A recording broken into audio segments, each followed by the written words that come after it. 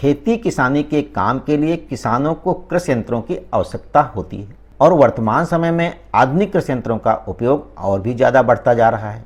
इसका प्रमुख कारण ये है कि आधुनिक यंत्रों के प्रयोग से कम समय और श्रम में फसलों को तैयार किया जा सकता है।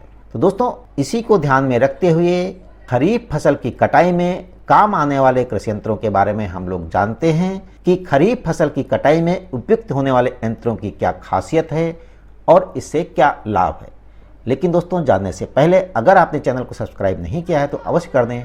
साथ ही साथ दोस्तों बेल आइकन की घंटी को जरूर दबाएं और दोस्तों लाइक व शेयर भी करें। तो दोस्तों, खरीफ फसल में कटाई में काम आने वाले कृषि यंत्रों के बारे में हम एक एक करके जानेंगे। तो सबसे पहला जो यंत्र है वो है रीपर।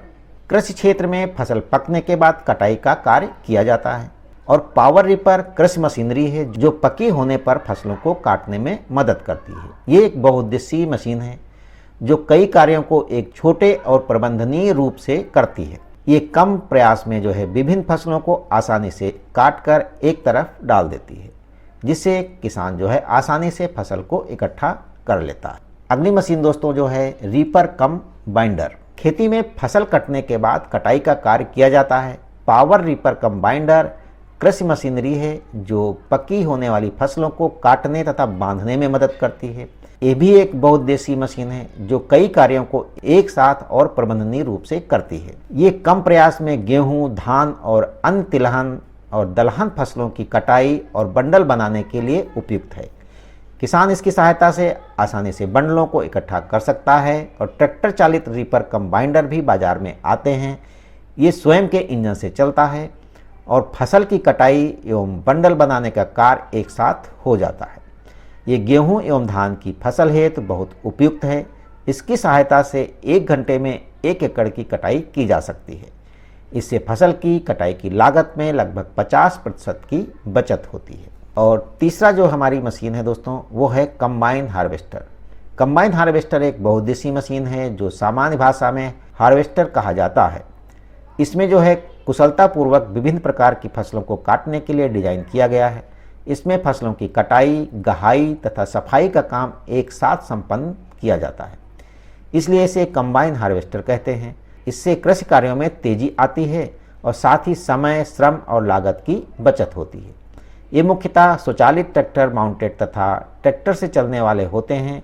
ये 2 प्रकार के होते हैं। पहला कंबाइन हार्वेस्टर जिसमें कि ट्रैक्टर चालित 10 फीट तक का कटर बार होता है जो ट्रैक्टर के बिना संचालित होता है। दूसरा कंबाइन हार्वेस्टर जो है ट्रैक्टर चालित होता है। और अगली मशीन है दोस्तों मल्टी क्रॉप थ्रेशर।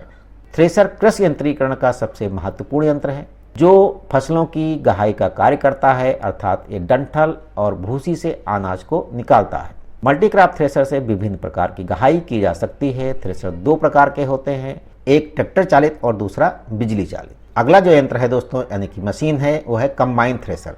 फसल को गाहने और काटने की संयुक्त मशीन है। एक खेत में घूमकर फसल काटती है, गाहती है और अनाज को साफ करती है।